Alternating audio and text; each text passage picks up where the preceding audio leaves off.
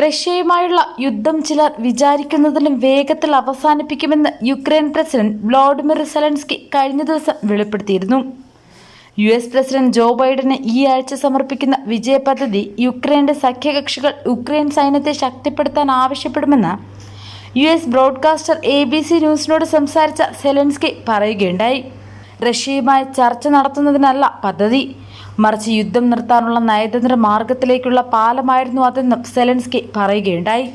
Ukrainian പദ്ധതിയെക്കുറിച്ചുള്ള മാധ്യമ റിപ്പോർട്ടുകളിൽ Russia ജാഗ്രത പാലിക്കുന്നുണ്ടെന്നും റഷ്യയുടെ ലക്ഷ്യങ്ങൾ കൈവരിക്കുമ്പോൾ മാത്രമേ സംഘർഷം അവസാനിക്കൂ എന്നും ക്രെംലിൻ വക്താവ് ദിമിത്രി പെസ്കേവ് ഇതിനോട് പ്രതികരിച്ചിരുന്നു.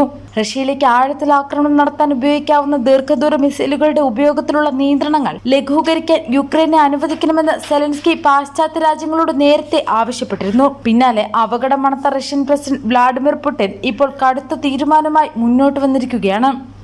റഷ്യക്കെതിരായ ആക്രമണം തുടർന്നാൽ മുന്നറിയിപ്പില്ലാതെ ആണവായുധങ്ങൾ തിരിച്ചു ഉപയോഗിക്കുമെന്നാണ് പുടിന്റെ ഏറ്റവും പുതിയ പ്രസ്താവന വന്നിരിക്കുന്നത്.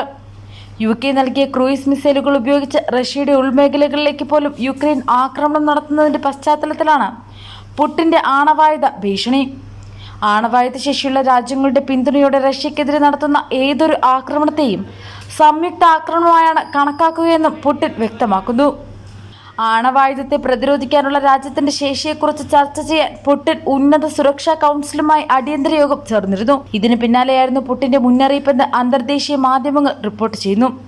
പടിഞ്ഞാറൻ രാജ്യങ്ങൾ, പ്രത്യേകിച്ച് USഉം UKയും റഷ്യക്കെതിരെ ക്രൂയിസ് മിസൈലുകൾ പ്രയോഗിക്കാൻ യുക്രൈന് അനുമതി നൽകിയിരുന്നു. തങ്ങളുടെ സ്റ്റോം ഷാഡോ എന്ന മിസൈൽ റഷ്യയ്ക്ക് മേൽ പ്രയോഗിക്കാൻ കഴിഞ്ഞയാഴ്ചയാണ് UK അനുമതി നൽകിയതെന്നാണ് വിവരം.